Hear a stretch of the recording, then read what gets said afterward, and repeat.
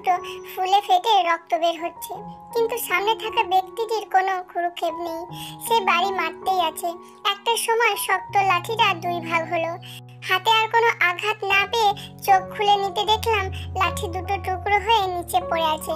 বুঝতে পারলাম তা আমার হাতেই ভেঙেছে। বেনি দুটো খুলে গেছে, বেবি চুলগুলো বেরিয়ে সামনে চলে এসেছে। চোখের পানি বাদ মানছে না। সামনের লোকটা আমার সামনে থেকে সরে চলে গেল। আমার মাথাটা ঘুরছে, মনে হচ্ছে পড়ে যাব। সঙ্গে সঙ্গে ন্যান্সি এসে আমাকে ধরলো, বলল, দোস্ত তুই ঠিক আছিস? আমি কিছু বলতে পারছি না। ন্যান্সি আমাকে বসিয়ে পানি দিল। আমি পানি খেয়ে নিই ওর হাতে। সরি দোস্ত, সব আমার দোষ, আমাকে ক্ষমা করে দে। সত্যি অনেক সরি। তুই চল, আমি ব্যান্ডেজ করে দিই। মেয়েটি হেঁচকি তুলতে তুলতে বলল, না লাগবে না, বাসায় যাব। আচ্ছা চল। ন্যান্সি মেয়েটাকে নিয়ে রাস্তায় এসে একটা রিকশায় উঠল। কলেজের সবাই তাদের দিকে তাকিয়ে আছে। ঘটনাটা ঘটেছে ক্লাসরুমের বারান্দায়। বাসায় যেতে যেতে আপনাদের পরিচয়টা দিয়ে দিই। গল্পের শুরুতেই যে মেয়েটিকে দেখলাম তার নাম কিম তেয়ং তে। এবার এন্টার প্রথম বর্ষে পড়ে। আর যে তেকে এতক্ষণ মারলো তার নাম চিয়ন জংকুক, তের কলেজের প্রফেসর, বিখ্যাত বিজনেসম্যান কিম নামজুনের ছোট ছেলে। তে তাকে ভালো করে চেনে। জংকুক তের বোনের দেওর। তারা দুই বোন, জিমিন আর তে। তের মা বাবা 1 বছর আগে মারা গেছেন একটা রোড অ্যাক্সিডেন্টে। তে তখন বাসায় একা। জিমিনের বিয়ে হয়েছে 2 বছর হলো। তাই জিমিন আর তার দুলাভাই সুগা তেকে তাদের বাসায় নিয়ে আসে। জংকুক তের প্রথম দেখা হয় জিমিনের বিয়েতে। তারপর আর কখনো দেখা হয়নি। কিন্তু এই 1 বছর তের লাইফটাকে নরক বানিয়ে রেখেছে। জংকুক সব সময় তেকে অপমান করে সবার সামনে। তে কখনো কিছু বলেনি, চুপচাপ সহ্য করেছে। ভেবেছে তাকে সহ্য করতে পারে না তাই। কিন্তু আজ যেটা করলো সেটা মোটেও ঠিক করেনি। তের কি দোষ ছিল একবার শুনলও না। আসলে ন্যান্সি একটা রিলেশন আছে আমাদের ক্লাসের একটা ছেলের সাথে। একটা ক্লাস মাত্র শেষ হয়েছে, পরবর্তী ক্লাস হলো এনার। আজ ন্যান্সিকে বোগাম একটা চিঠি দেবে। ন্যান্সি লজ্জায় যেতে পারেনি, তাই আমাকে পাঠিয়েছিল। আমি বলেছিলাম ছুটিতে নি, কিন্তু ও শুনলো না। বেস্টু যেহেতু তাই হেল্প করতে গেলাম। ক্লাস শেষে বাইরে এলাম, এখন স্যার আসেনি।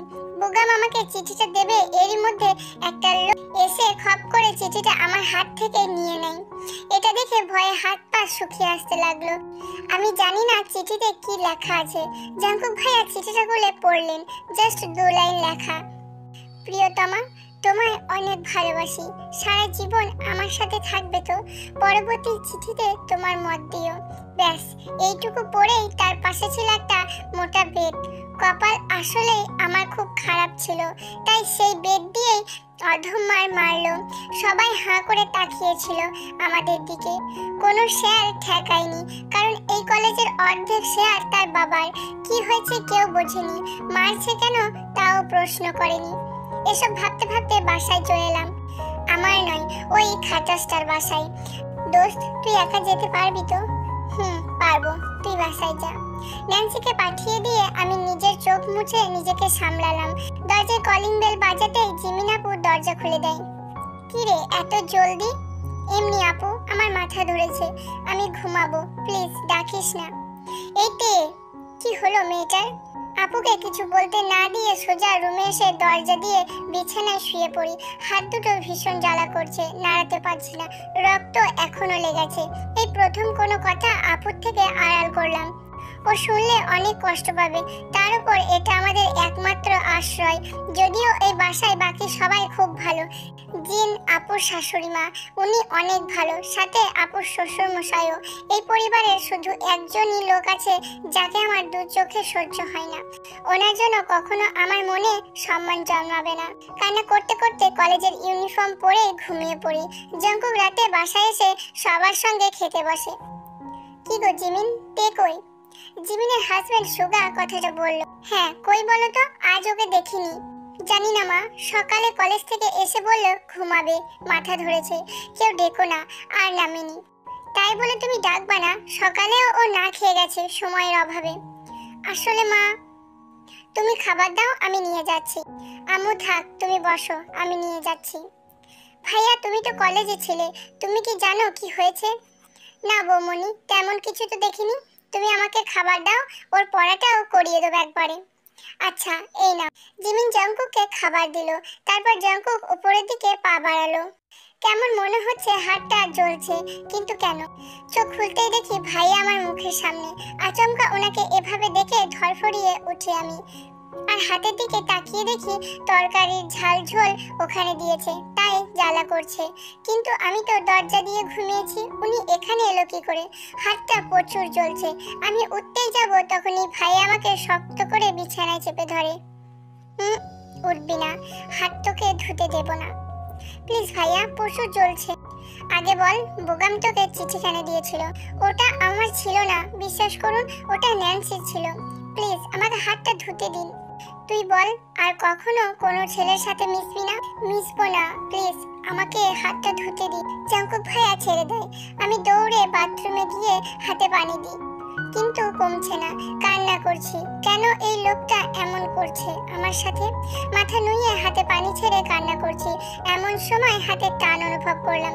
মাথা তুলে দেখি জাংকুক ভাইয়া আমার হাত ধরে টানছে, আমাকে নিয়ে বিছানায় বসিয়ে দেয় আর হাতে ব্যান্ডেজ করিয়ে দিচ্ছে। এই লোকের রূপ আমার মাথায় আসে না। শোন, তোকে দেখার অধিকার শুধু আমার, এই জাংকুকের। তোর সুখের অধিকারও আমার, আর তোকে দুঃখ দেবারও, বুঝেছিস? আর কোনো ছেলের সাথে কথা বলিস না, না হলে আমার থেকে খারাপ কেউ হবে না। আর চিঠি তো বুঝতেই পারছিস। বলে আমাকে কপালে চুমু দিল। এই প্রথম কোনো ছেলের ছোঁয়া পেয়েছি আমি। আমি কেঁপে উঠি। খাবার খেয়ে নি। ও হাত তো, আচ্ছা আমি খাইয়ে দিই, হা কর। আমি মুখ বুঝাচ্ছি। এগুলো কি করলো উনি? কিছু বলতেও পারছি না ভয়ে। ওনার কাছে খেয়ে নি ভয়ে ভয়ে। খাওয়ার শেষে আমার কপালে চুমু দিয়ে বললেন, ঘুমিয়ে পড়ো পড়ি, কাল কলেজ আছে। কিন্তু কাল যাওয়া লাগবে না, তুই কাল রেস্ট নিবি ঘরে বসে, বুঝলি? আমি মাথা নাড়ালাম। ওনার কিস করার সময় আমার সারা শরীর দিয়ে 440 ভোল্টের বিদ্যুৎ প্রবাহিত হয়েছে। উনি চলে গেলেন, কিন্তু আজ একা একা আমার খুব ভয় হচ্ছে। এত সময় ঘুমিয়েছি, আর ঘুম পাচ্ছে না। কি করব ভাবতে পারছি না। লাইট অন করে রেখেছি। বারবার মনে হচ্ছে এই আমার পেছনে কোনো ছায়া দাঁড়িয়ে আছে। কিছুতেই আমি নিজেকে সামলাতে পারছি না। বাবা মাকে খুব মিস করছি। আম্মু সব সময় আমার সাথে ঘুমাতো। আপুর বিয়ের আগে আপু ঘুমাতো। আমি রাতে একা থাকতে পারি না, বড্ড ভয় করে আমার। মা বাবা চলে যাওয়ার পর নিজেকে সামলেছি একটু একটু করে, কিন্তু আজ খুব ভয় হচ্ছে। কেন জানি না, চোখ বুঝতে পারছি না। আমি কান্না করছি। এমন সময় মনে হচ্ছে মাথায় কেউ হাত বোলাচ্ছে, ঠিক মায়ের মতো করে। আমার খুব ভালো লাগছে। আমি একটু ঘুরে তার মুখ না দেখেই তাকে জাপটে ধরি। আম্মু তুমি এসেছো? আম্মু, আমার খুব ভয় করছে। আমি একা ঘুমাতে পারি না। আপুর তো বিয়ে হয়েছে, এখন আমার সাথে কেউ থাকে না। আম্মু তুমি যেও না প্লিজ। পড়ি। কণ্ঠ শুনে চেনা মনে হলো। আমি বুঝতে পারলাম, কারণ পরি বলে আমাকে একমাত্র জাংকুক ভাইয়া ডাকে। আমি তাকে ছেড়ে দিয়ে চলে আসতে নিলাম। তখনই পরি, ভয় পাস না, আজ তোর পাশেই থাকবো এখানে আমি। শরীরে সত্যি ভুল হয়ে গেছে, না জেনে তোকে মারা উচিত হয়নি। যা কাপড় পাল্টে আয়। আমি ওনার দিকে তাকিয়ে আছি। কি হলো? যা। কেন জানি না এখন ভয় হচ্ছে না। আমি গিয়ে কাপড় পাল্টে ফ্রেশ হয়ে আসি। গুড গার্ল, এবার এখানে বস। আমি বসলাম। কোলে মাথা রাখ। হ্যাঁ হ্যাঁ, এই যে মাথা রাখ। ওনার পা দুটো ভাঁজ করে দিয়ে তার উপরে একটা বালিশ রেখেছেন। আমি কথা না বলে শুয়ে পড়ি। উনি মাথায় বিলি কেটে দিচ্ছে। রূপকথার গল্প শুনবি পড়ি? ওনার কথায় ওনার মুখের দিকে তাকালাম। আজ ওনাকে প্রথম এত কাছ থেকে দেখছি। উনি অনেক ফর্সা, চোখগুলো নীল মনে হয়, লেন্স পরে আছে, চুলগুলো সামনের দিকে থাকে সব সময়। কি রে, শুনবি? ওনার কথায় বাস্তবে ফিরে আসি। আপনি শোনাবেন? মা শোনাতো। শোন তাহলে। এক দেশের এক রাজা, যে পছন্দ করত একটা মেয়েকে। মেয়েটা খুব সুন্দর দেখতে, ফর্সা কালোর মাঝামাঝি, অনেক মায়াবী। ঠোঁটের একটু উপরে আছে একটা ছোট্ট তিল। যখন সে দুই বেনি করে, ওর বেবি চুলগুলো বাইরে চলে আসে। উফ, মনে হয় যেন হৃদয়ে তীর মারলো। কিন্তু রাজা তার কাছে যেতে পারে না রে। কেন? কারণ সে পিচ্চি। তাহলে ভালোবাসে কেন? ভালোবাসা কি বলে কয়ে হয়? জানিস, তার খুব শখ তার পিচ্চিটাকে সে তার কাছে আদর যত্ন করে রাখবে। তাহলে ধরে আনুক, সমস্যা কি, খালি চকলেট দিবে। আচ্ছা ঘুমাও এবার বলে আবার মাথায় বিলি কাটতে থাকে। ওনার স্পর্শের মায়াতে ঘুম চলে আসে, তে ঘুমিয়ে গেল। পরি, তুই তো আমার পিচ্ছি রে, আসলে তোকে এভাবে আর একা রাখা যাবে না, তোকে নিজের করে রাখবো। তুই ভালো বুদ্ধি দিয়েছিস তো। কাল আমাদের জন্য বিশেষ দিন হতে চলেছে। জাঙ্কুক সেই রাতে একা ছাড়িনি তেকে। সকালের আজান দিলে তেকে রেখে রুমে আসে। সারা রাত তের মুখ দেখে কাটিয়ে দিয়েছে। সকালে, কি রেতে কত ঘুমাবি? আপুর ডাকে ঘুম ভাঙতে ধরফড়িয়ে উঠি। জাঙ্কুক ভাইয়া এই ঘরেই ছিল। তাকিয়ে দেখি কেউ নাই। তার মানে ওগুলো কি স্বপ্ন ছিল, কি জানি। কি রে এভাবে উঠলি যে, আর রোজ তো দরজা দিয়ে ঘুমাস, আজ কি হয়েছে? আপু। কি রে হাতে ব্যান্ডেজ কেন, কি হয়েছে দু হাতে? আসলে আপু, আমি মানে আসলে বৌমনি ওর হাত রাতে কেটে গিয়েছিল, আমি ব্যান্ডেজ করে দিয়েছি। সে কি রে, কি করে? পানির গ্লাস পড়ে। ওমা, ব্যথা আছে বোন? না আপু। বৌমনি নিচে এসো, জরুরি দরকার আছে। আচ্ছা ভাইয়া। এই বলে জাঙ্কুক চলে যায়।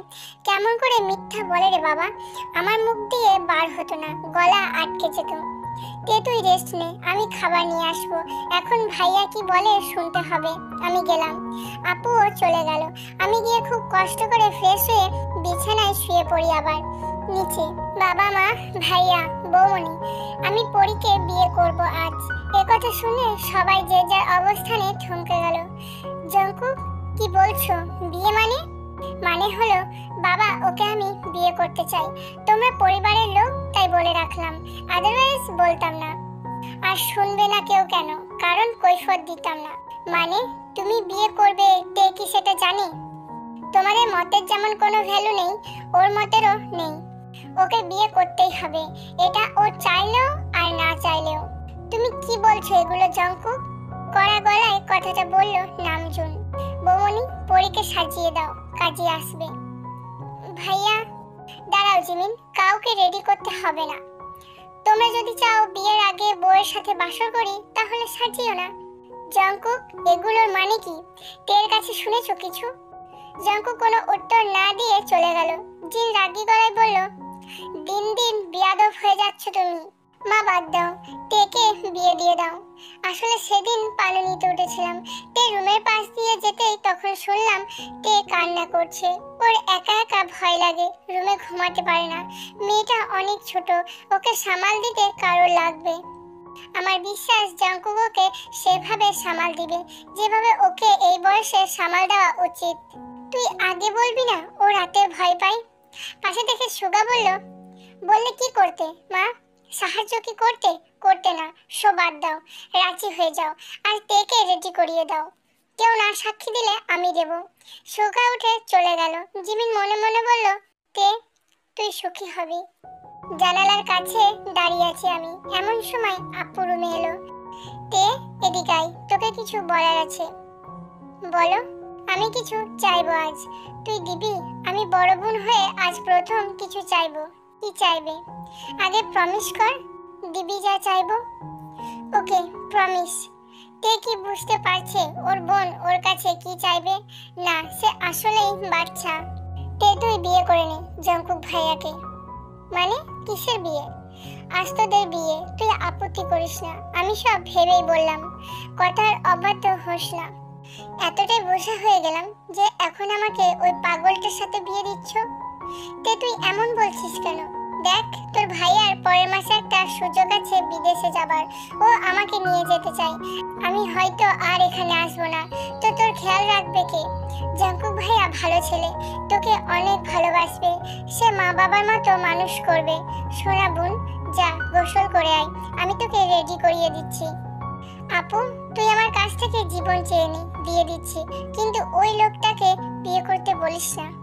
দেখ, জাঙ্কুক ভাইয়া খুব জেদি, ওর কথার উপর কারোর কথা বলার সাহস নেই। নিচে আম্মু আব্বুকে বলে আসছে তোর অনুমতির কোনো প্রয়োজন নাই, তাই বলছি রাজি হয়ে যা, না হলে নিজে কষ্ট পাবি। চলে যাব, থাকবো না এখানে। তুমি আমার বোন না, যাও, আমাকে একা থাকতে দাও। আমি আপুকে ঘর থেকে বের করে দিই আর দরজা লাগিয়ে দিই। মা কই তুমি? এমন একটা পরিবেশে একা ফেলে কেন চলে গেলে?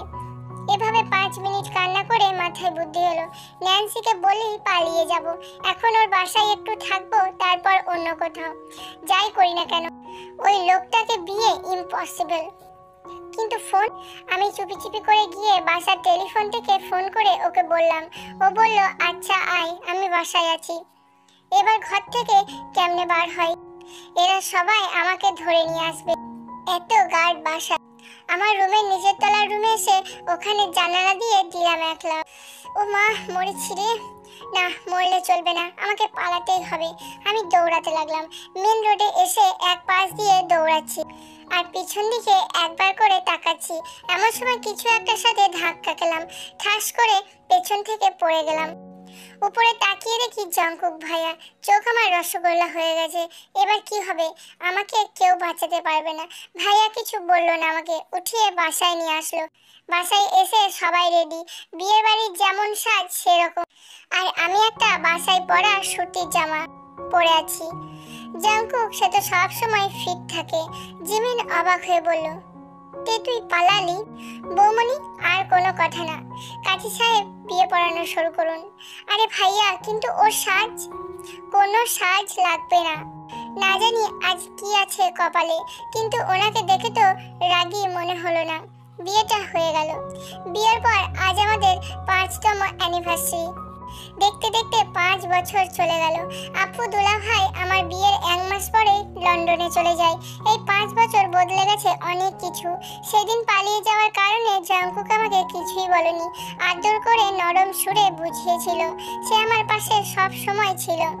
আমার লেখাপড়ার দায়িত্ব তার উপরেই ছিল। আমার পরীক্ষা শেষ হলে অ্যাডমিশন টাইমে সব সময় আমাকে সাহস জুগিয়েছে। আমাকে খুব যত্ন করে বড় করেছে। তার ফলস্বরূপ আজ আমি ঢাকা ইউনিভার্সিটিতে পড়ছি।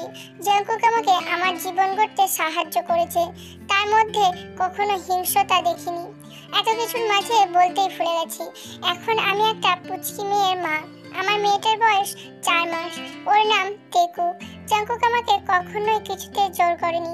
এত বছর বিয়েতে আমাকে কখনো ছোঁয়নি, কিন্তু সময়ের সাথে সাথে নিজেকে আর সামলাতেও পারিনি। পরি, কি ভাবছো? ও উঠে গেছে? ও, আমি দেখিনি। এই যে আমার বাবুটা। আমি ওকে কোলে নিয়ে নাড়াতে থাকলাম। বৌমনি আর ভাইয়া আসছে। কবে? আজ। সত্যি? কতদিন দেখি না। আর ওই পিচ্চিটা, ওকেও দেখবো। আগে নিজেরটাকে সামলাও। তোমাকে মা হতে যে কে বলেছিল? ও মা, আমি ইচ্ছা করে মা হয়েছি। হ্যাঁ, তা কি? জঙ্কুক, যাও, আমি কিছু করব না। আমার মেয়েকেও ধরবা না তুমি। ও আমার একার। বলে বিছানায় শুয়ে ওর পাশে আমি শুয়ে পড়লাম। ও মা, এ দেখি রাগ করে। আচ্ছা পড়ি, আমি কি শুধু একটা বাবু নিব নাকি? আমি তো একটা ফুটবল টিম বানাবো। কি? এত বড় টান দিচ্ছ কেন? আচ্ছা হলো, ওকে ঘুম পাড়িয়ে নিচে চলো, ওরা চলে আসবে। তুমি আগে থেকে জানো, আমি কেন জানি না? কারণ সারপ্রাইজ দেব বলে বলিনি। ঘুমাচ্ছে না, চলো ওকে নিয়ে যাই। আমি ওকে কোলে নিয়ে আসলাম নিচে। আরে আমার দিদি ভাই যে, কই দেখি দেখি, ওকে দাও। মা ওকে কোলে নিল। এই বাসার প্রতিটা মানুষের প্রিয়। এর মধ্যে কলিং বেল বেজে ওঠে। জঙ্কুক দরজা খুলে দেয়। আপু দোলা ভাই তাদের 1 বছরের ছেলেকে নিয়ে হাজির। আপু এসে আমাকে জড়িয়ে ধরে, মা বাবাকে সালাম করে। কি রেতে, কেমন আছিস? শালিকা আমার বলে আমার মেয়ে হয়েছে, কই দেখবো না? এই তো ভাইয়া, মায়ের কোলে। বাহ, তোমার মতোই খুব মিষ্টি হয়েছে। আচ্ছা সব হলো, চলো একটা ফ্যামিলি ফটো নিই। এই অবস্থায়? হ্যাঁ চলো। আমরা সবাই দাঁড়ালাম। একটা ফ্যামিলি ফটো ক্লিক হলো।